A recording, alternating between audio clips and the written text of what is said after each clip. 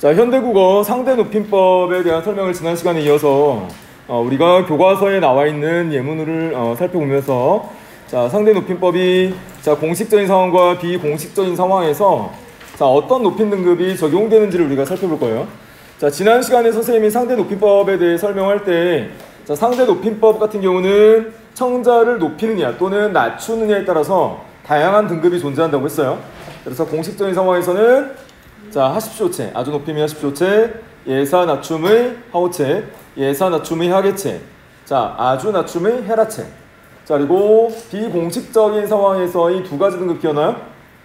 두루 높임의 해요체, 두루 낮춤의 해체, 반말체가 존재한다. 그래서 그런 어떤 청자를 높이느냐 낮추느냐의 어떤 상황을 여러분이 잘 판단하고 어떤 높임 등급에 여러분이 그 상황을 적용할 것이냐, 그 상황에 적용할 것이냐를 잘 판단해서 문제를 해결해야 됩니다. 자, 그래서 1번 같이 한번 볼게요. 자, 직원이 승객에게라고 했으니까 여기서는 발화자가, 즉 화자가 말한 사람이 직원이 되어 있고, 자, 청자가 누가 되겠어요? 승객. 자, 그러면 직원 입장에서 승객, 즉 손님은 높여야 할 대상이에요? 아니면 낮춰야 할 대상이에요? 높여야 할 대상이죠. 그 높여야 할 대상에 대한 상대 높임 체계에서 자, 승객과 손님 사이 관계는 공식적인 상황이라고 봐야겠어요? 비공식적인 상황이에요? 공식적인 상황. 공식적인 상황이라고 봐야겠죠? 네. 자, 그래서 공식적인 상황에서 자, 그러면 어떤 높임 등급 체계에 의거해서 자, 그 상대 높임을 적용할 것이냐에 대해서 살펴봐야겠어요. 그래서 아주 높일 것이냐 아니면 예사 높일 것이냐, 자, 이 두 부분에 대해서 여러분 생각을 해야겠죠?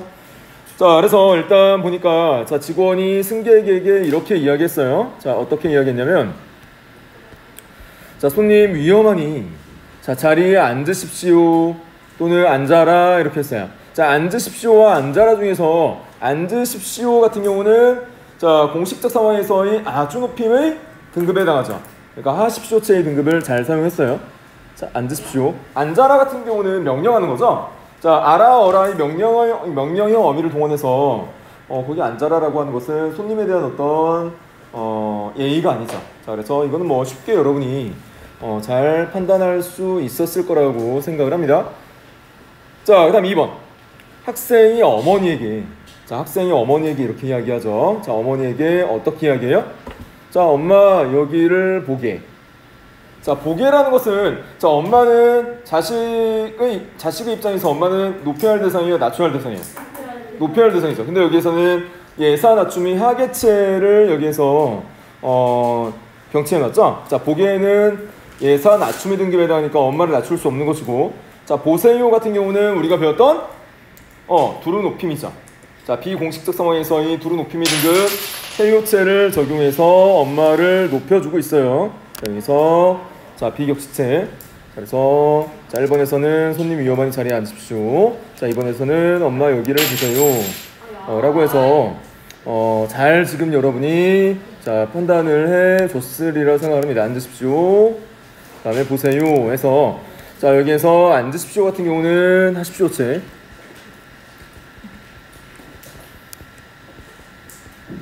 아주 높임이죠.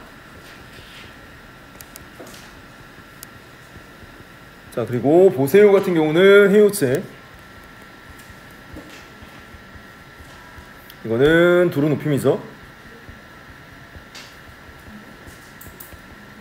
자, 이게 뭐냐라고 지금 질문한 학생은 지난 시간에 수업을 듣지 않은 학생이죠. 자, 그래서 이런 어떤 상대 높임의 등급을 여러분이 잘 생각을 하셔야 되고, 자, 그 다음에 세 번째 예문 보면 선생님이 학생에게 자, 유빈이가 여기서 청자, 듣는 사람이 되겠죠? 자, 학생은 선생님의 입장에서 봤을 때는 낮춤이 대상이죠. 자, 낮춤이 대상이기 때문에 뭐라고 말씀하셨나 보세요. 자, 이렇게 말씀하셨어요. 유빈아, 이것을 정수에게 주어라. 자, 주어라 라고 해서 아주 낮춤이에요. 자, 공식적 상황에서의 아주 낮춤의 자, 어떤 표현을 사용했어요? 해체.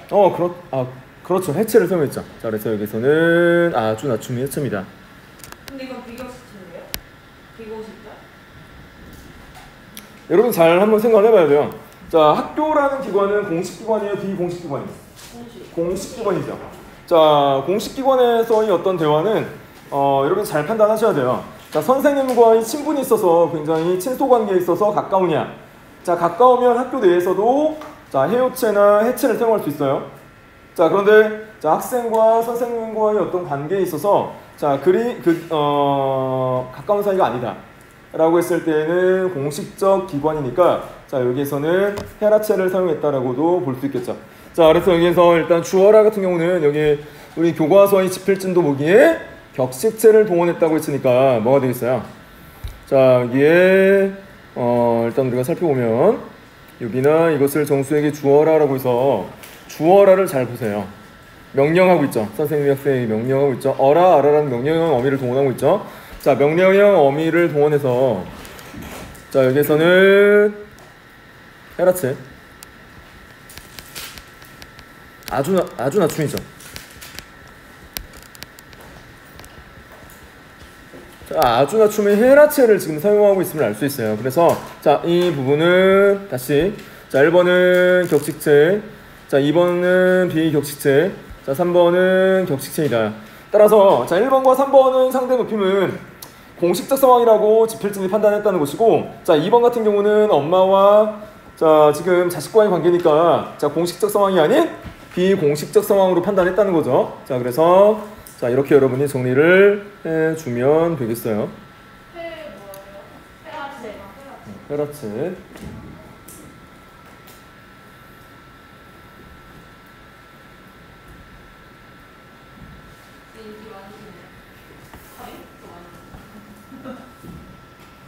응?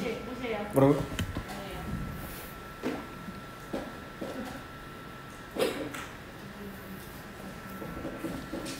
자, 넘어가 되겠어요? 네.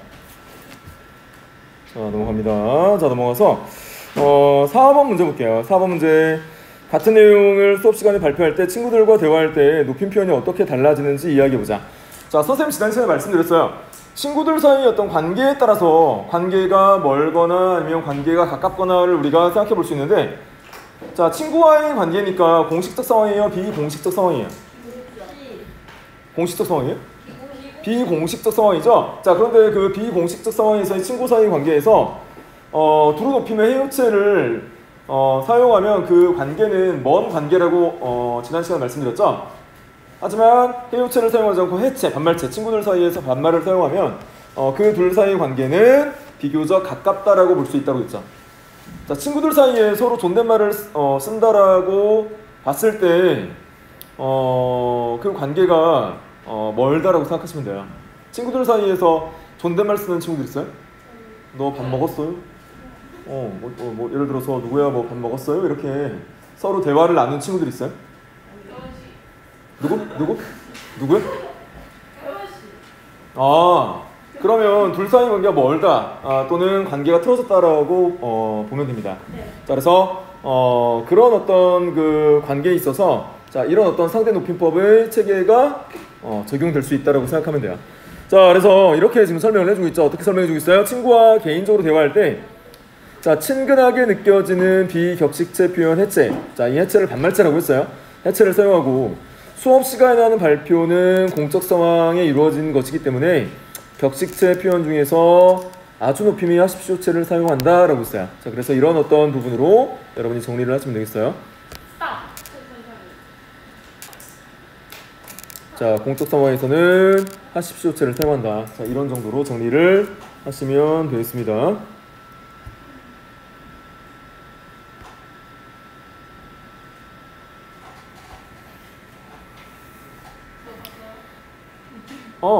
여러분이 뭐 굳이 필기하지 않고 나는 충분히 기억 가능하다라고 하면 필기하지 않으셔도 되고, 필기를 해야 되나요? 라고 묻는 것은 옛날 이제 초등학교, 중학교 때 그때 이제 여러분이 이제 스스로 판단할 수 있는 능력 있죠? 근데 이거 언제 올라와요? 이거 바로 올라오는데? 그날 선생님 바로 올려요. 자막도 써주세요. 선생님은 올려만 주지 그 이외의 노력은 하지 않습니다.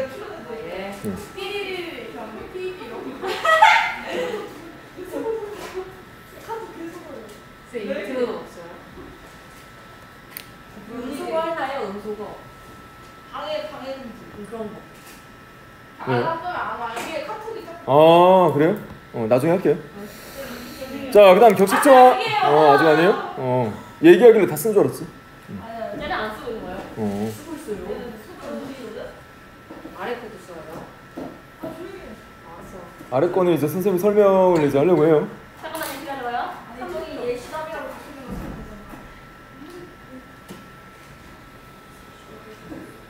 지금 격식체 비격식체 쓰는 거 아니야? 쌤너 공적사관 자, 격식체 보세요. 자, 격식체를 보면 격식체는 이런 상황에서 지금 쓰인다는 거죠. 자, 공식적이고 의례적인 표현. 자, 두 번째 부분 중요하다고 했죠. 자, 관계가 멀거나 소홀해졌다고 판단할 때 이런 어떤 공식적 격식체를 사용합니다. 심리적 거리감을 드러내고, 자, 그리고 상대적으로 격식을 갖추어야 할 때, 이럴 때 이제 격식체를 사용한다는 거죠. 자, 정리를 하시면 되겠어요. 자, 공식적이고 의례적인 표현, 거리감을 드러낸다, 격식을 갖춘다. 자, 이럴 때 자, 격식체의 네 가지 등급을 사용하는 거예요. 저거 어디다 써요? 여기다 4번. 선생님, 그러면 엄마한테는 뭐예요? 엄마한테는 격식을 갖춰야 되는데 편해요. 그러면 격식체를 사용하면 되죠. 격식체에서 하는 자, 엄마와의 관계가 그렇게 친하지 않다 라고 하면, 자, 그런 어떤 비공식적 상황임에도 불구하고 서로 존대를 할 수 있는 거예요. 엄마랑 비격식체. 예를 들어서 이런 경우죠. 자, 예를 들어서 친엄마가 아니야. 그럴 때 새엄마가 뭐 온 지 얼마 안 돼요. 그래서 거리가 멀어. 자, 거리가 먼데 뭐 친근하게, 자, 비공식적 상황에서의 뭐 해체나 반말체를 사용하면 서로 불편하죠. 자, 그래서 그런 어떤 상황을 극단적으로 설정해 볼 수는 있어요. 자, 있는데, 자, 일반적으로는 엄마와의 관계가 굉장히 친근하기 때문에, 자, 공식적 상황에서의 격식체는 사용하지 않죠. 일반적으로는.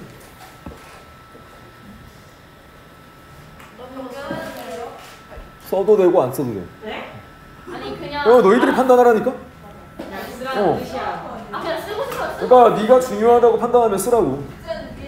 야, 너 어디까지 배웠어? 자, 그 다음 비격식체는 뭐냐. 자, 비격식체는 선생님이 말했던 두 가지 등급의 높임체계죠.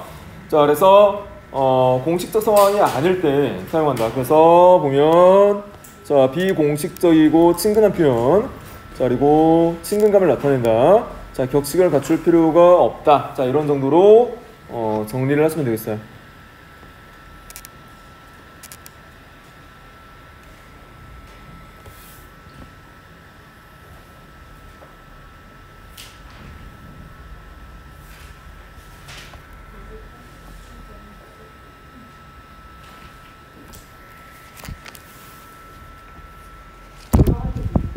지금 쓰고 있는 친구들이 있어서 좀만 기다릴게요.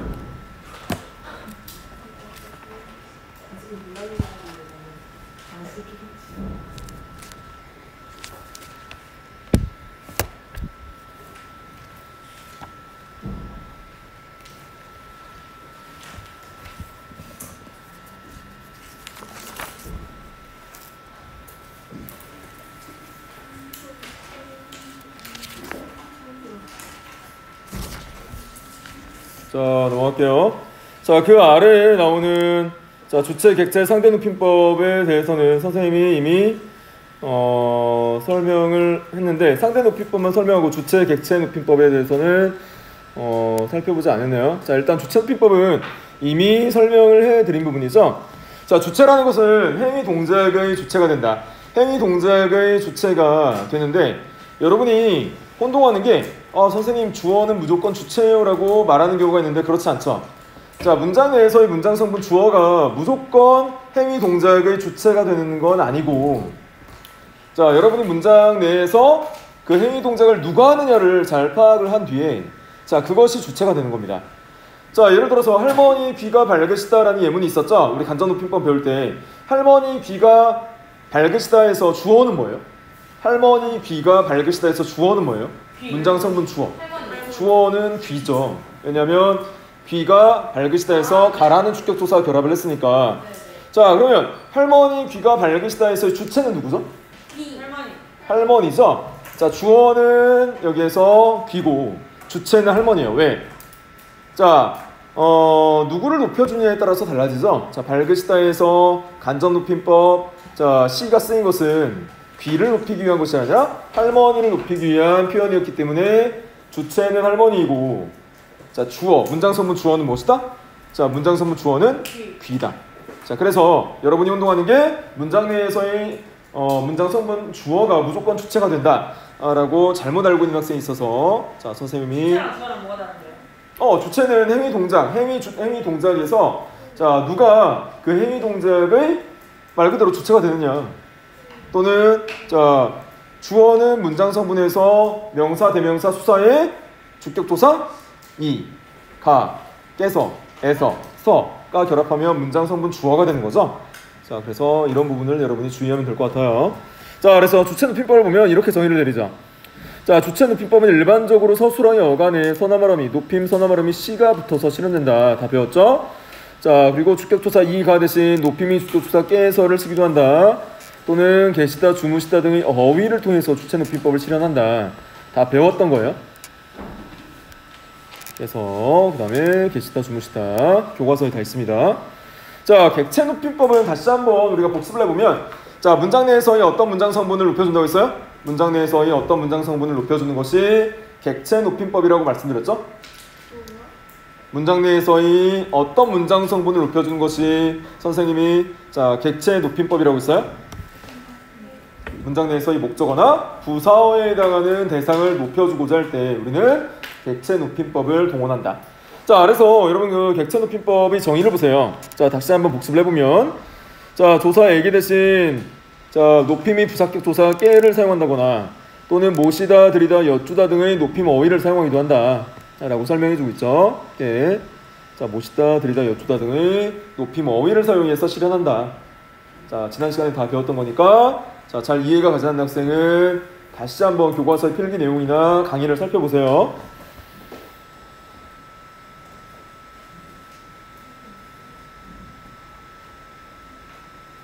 자, 넘어가겠죠? 상대 높임법은 이미 했으니까 넘어갑니다. 자, 그 다음 문제가 하나 나와 있어요. 218 중에 문제라기보다는 일단 바르게 고쳐 써보자라고 했는데, 자, 잘못된 높임 표현들이 있습니다. 잘못된 높임 표현, 선유와 현우의 대화 과정에서, 자, 높임법이 잘못 사용된 부분들이 있어요. 그래서 같이 한번 살펴보면, 자, 선유가 이렇게 말하죠. 자, 현우야, 선생님께서 다음 국어 시간에 너희 모둠이 발표 과제를 할 차례이니 준비하시라고 하셨어. 자, 여기에서 지금 문제점이 뭐죠? 준비하시라고 하셨어. 자, 시인을 소개하는 과제 말이지 라고 했어요. 자, 그런데 어떤 시인을 주제로 발표할지는 말씀 안 하셨니? 여기까지 문제 없습니다. 자, 선유가 또 이렇게 말하죠. 아니 그건 내가 직접 선생님께, 이 부분이 지금 잘못된 거예요. 자, 묻다라는 높임 어휘 여쭈다를 사용했는데 묻다를 사용했죠. 자, 현우가 그래 알았어 고마워 라고 했어요. 자, 그래서 여기 문제가 되는 부분 볼까요? 자, 높임법의 오류를 보이고 있는 부분. 자, 높임법의 오류를 보이고 있는 부분을 보면 여기에요. 준비하다. 준비하는 것의 주체는 누가 돼요? 누가 준비하는 거예요, 여기서? 과제 발표를 누가 준비하는 거죠? 여기서 뭐 현우도 준비하고 선유도 같은 학생이니까 준비를 해야겠죠. 자, 그런데 여기에서 같은 학생끼리 높이는 것은 적절하지 않습니다. 친구들 사이에 높임을 사용하는 것은 일반적이지 않기 때문에, 자, 이 부분을 어떻게 수정을 해줬어요? 준비하라고. 자, 그리고 선생님께 물어봐가 아니라, 자, 여기서 선생님은 높임의 대상, 즉 높임의 문장 성분 부사어에 해당하기 때문에, 자, 높임의 부사격 조사 뭘 사용했어요? 깨를 사용했죠. 자, 따라서 물어봐가 아니라, 자, 선생님을 높여주는 높임 어휘를 사용해야 돼요. 자, 높임 어휘를 사용했더니 뭐로 수정이 됐어요? 여쭈어가 라고 했습니다. 그래서 잘못된 표현. 자, 그래서 이런 부분으로 여러분이 수정을 해주면 되겠어요. 준비하시라고 아니라 준비하라고. 자, 물어봐가 아니라 여쭈어봐. 뭐라고? 친구끼리 대화하는 건데도 여쭈어봐라고 해야 돼요? 아니죠. 이거는 선생님께라는 부사어를 높여주니까, 자, 이 부사어에 해당하는 객체를 높여주는 거죠. 자, 부사어에 해당하는 객체를 높여주기 위해서 아까 뭐라고 했어요? 뭘 동원한다고 했어요? 높임의 부사격 조사 깨를 동원하거나 높임의 특수 어휘를 사용한다고 했죠. 따라서, 자, 선생님께 물어보는 것이 아니라 선생님께 여쭈어보다라는 높임 어휘를 사용해야 됩니다.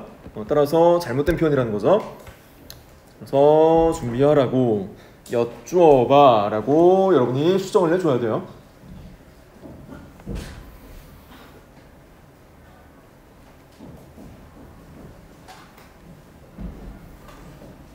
자, 넘어가도 되겠어요? 네. 자, 넘어갑니다. 자, 2번. 다음 문장을 보고 자신이 평소 높임 표현을 바르게 사용하고 있는지 생각해보자 라고 있어요. 자, 첫 번째 문장 보니까 선생님 댁 강아지가 예쁘시네요 라고 있어요. 자, 그래서 여기에서 강아지가 예쁘다라고 했을 때, 자, 여기에서의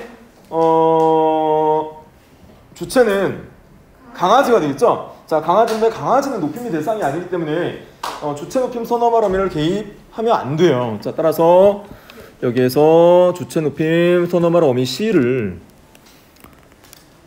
삭제를 해줘야 되죠.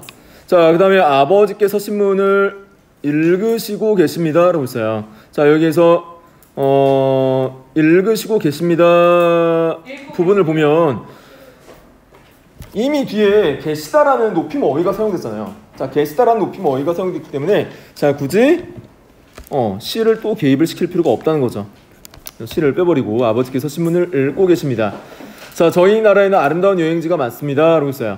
자, 그래서 보통 본인이 국가를 지칭할 때는, 내가 살고 있는 조국을 지칭할 때는 조국을 낮추지 않아요. 조국을 낮춰서 저희라고 하면 내가 살고 있는 나라를 낮추는 거니까 내가 살고 있는 나라를 낮추지 않고 그냥 우리나라라고 합니다.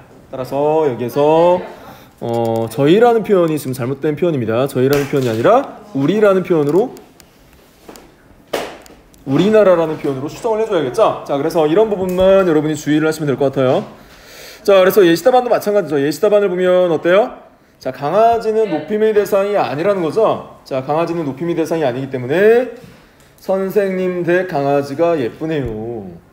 수업 시간에 뭐 하는 거예요? 자, 이거 다 녹화돼서 다 송출됩니다. 선생님 편집이라는 거 몰라요. 자, 그래서 보면 여기에서 강아지는 높임의 대상이 아니기 때문에 집중하세요. 자, 선생님 댁 강아지가 예쁘네요 라고 해서 강아지를 높여줄 필요가 없다는 거죠. 자, 그런 부분으로 여러분이 자 보면 되겠고, 자, 두 번째 문장. 자, 두 번째 문장은 선생님이 수정한 바와 같죠. 자, 틀린 것은 아니지만 지나친 존대이다. 자, 지나친 존대. 그러니까 두 번 높여주는 어떤 높임 표현을 동원할 필요는 없다는 거죠. 그래서 지나친 존대가 부자연스럽다. 따라서 아버지께서 신문을 읽고 계십니다로 수정해야 된다는 거예요. 자, 읽고 계십니다. 자, 그다음에 세 번째는 자, 내가 살고 있는 조국을 낮추어 표현할 필요가 없다는 거예요. 자, 그래서 낮춤 표현을 쓸 필요가 없다라는 부분. 그래서 저희 나라가 아니라 우리나라. 자, 우리나라로 자, 수정하는 부분으로 생각을 하시면 되겠어요.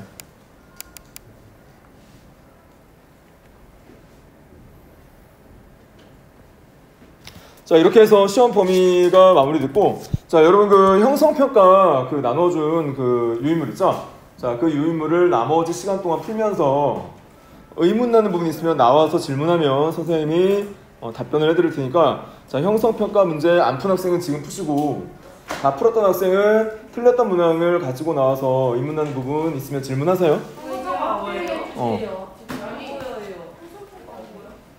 자, 형성평가 문제지. 나눠줬잖아. NC했어요?